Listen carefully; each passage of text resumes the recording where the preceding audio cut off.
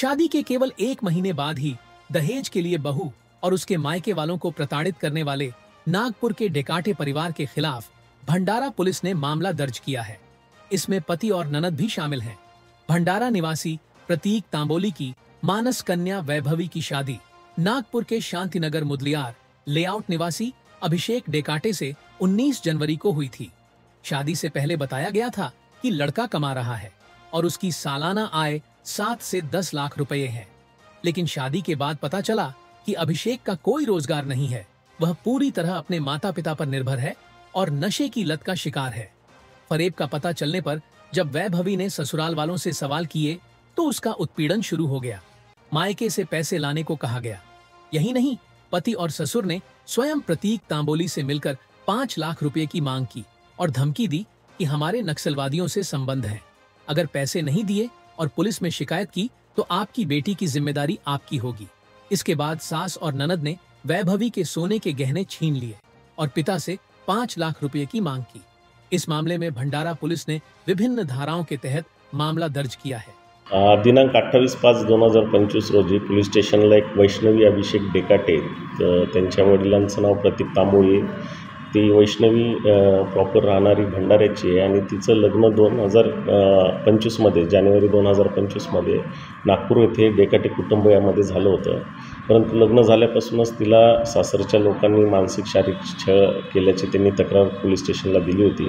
यापूर्वी भरोसा सेलला देखील आम्ही पाठवून त्यांचं दोन्ही पक्षांना बोलावून त्यांचं तिथे सेटलमेंट होण्याचा प्रयत्न केला होता, परंतु ते काही जमलं नाही। शेवटी 28 तारखेला तिने रिपोर्ट दिल्यामुळं आम्ही त्याच्यामध्ये सेक्शन 85 BNS आणि 351, 352, 35 BNS प्रमाणे असे गुन्हा दाखल केलेला आहे।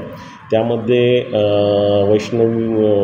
वैष्णवी डेकाटेचे पती, सासरे, त्याच्यानंतर त्यांची सासू आणि नणंद असे 4 लोकांविरुद्ध मानसिक त्रास आणि हुंड्याची मागणी केली आहे, अनुषंगाने गुन्हा दाखल केलेला आहे।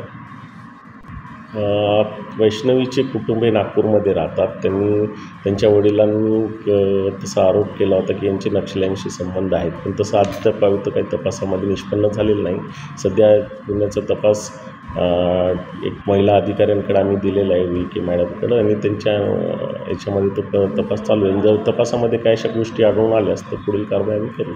माझे लग्न नागपूर येथील अभिषेक राजेंद्र डेकाटे यांच्याशी 19 जानेवारीला संपन्न झाले।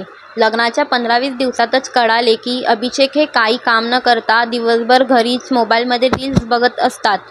एक दिवस मी त्यांना विचारले की तुम्ही कामावर जात नाही, काही काम करत नाही। त्यावर त्यांनी म्हटले की तुला 2 टाईम खायला मिळते ना, तू माझ्या कामाबद्दल मला काही विचारू नको। असं ऐकून मला धक्का बसला। ह्या विषयात मी माझ्या सासू सासऱ्यांना विचारले की अभिषेक काही काम नाही करत। त्यांनी पण उत्तर दिले की तुला 2 टाईम खायला मिळते ना, त्याच्या कामाबद्दल आम्हाला नको विचारू, तुझे बाबा कधी कामात येतील असे विचारून ते मला त्रास देऊ लागले, माझ्या मानसिक छळ करू लागले। त्या दिवसानंतर त्या सगळ्यांची वागणूक माझ्याशी बदलून गेली। रोज मला ताणे मारायचे। अभिषेक हे दिवसभर घरीत राहत होते व सायंकाळी निघून जात होते आणि रात्री 12-12 वाजता नशेच्या हालतीमध्ये परत येत होते। परत येऊन मी त्यांना विचारले की तुम्ही आधी सांगितले होते की तुम्ही निर्व्यसनी आहात, आध्यात्मिक आहात, माळा घालता गळ्यात। मग ते चिडून माझ्या अंगावर हात उचलायला लागले, मला मारहाण करायला लागले। याबद्दल मी माझ्या सासू सासऱ्यांना सांगितले असता त्यांनी म्हटले की तुला तर माहीत आहे ना, त्याचा स्वभाव तापट आहे, तू कशाला त्याच्या वाटेला जाते। या दरम्यान माझ्या सासूने आणि नणदनी माझे पूर्ण दागिने हिसकावून घेतले व आपल्याजवळ ठेवून घेतल्यावर म्हणाले की जा आपल्या पप्पाच्या घरून पैसे मागून आण, एवढ्याशे दागिने दिल्याने काही नाही होत।